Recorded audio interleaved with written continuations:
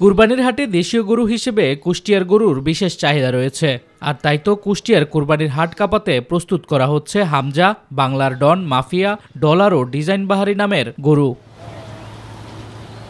কুষ্টিয়া সদর উপজেলার খামারে বোরহান মণ্ডল তার খামারে কোরবানির ঈদকে সামনে রেখে প্রস্তুত করছেন এমন সব বাহারি নামের গরু। এছাড়াও তার খামারে রয়েছে আরও বেশ কয়েকটি বিভিন্ন ওজনের গরু, যা কুরবানি উপলক্ষে লালন পালন করা হচ্ছে।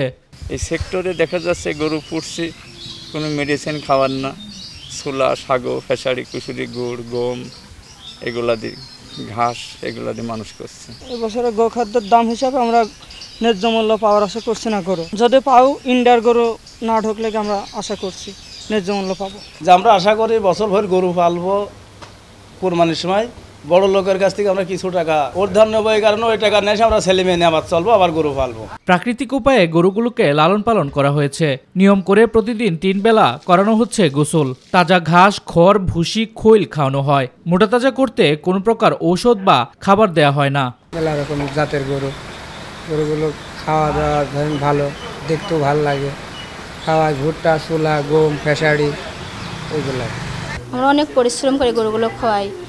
পরিশ্রম না করলে তো গরুগুলো খড় তাজা হয় না। ঢাকা থেকে বড় বড় পার্টি আসে, সে পার্টিরা দেখাশোনা করে, তারাই গরু কিনে নিয়ে যায়। বাহারি নামের এসব গরু দেখতে প্রতিদিন দূর দূরান্ত থেকে আসছেন ক্রেতা ও দর্শনার্থীরা। আমরা দেখতে আইছি অনেক দূরে থেকে, এই গরু দেখতে খুব ভালো লাগে, তাই আমরা দেখছি। খামারিরা যাতে গরুর সঠিক দাম পায় সে লক্ষ্যে অনলাইনের মাধ্যমে গরু বিক্রি সহ বেশ কিছু পদক্ষেপ নেওয়া হয়েছে বলে জানিয়েছে প্রাণী সম্পদ বিভাগ।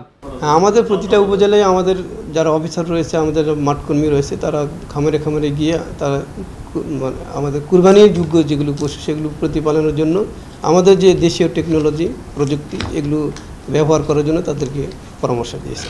জেলায় 18,000-এর অধিক খামারে 1 লাখের বেশি গরু ও 1 লাখ ছাগল এবং বেশ কিছু মহিষ কুরবানির জন্য প্রস্তুত করছে।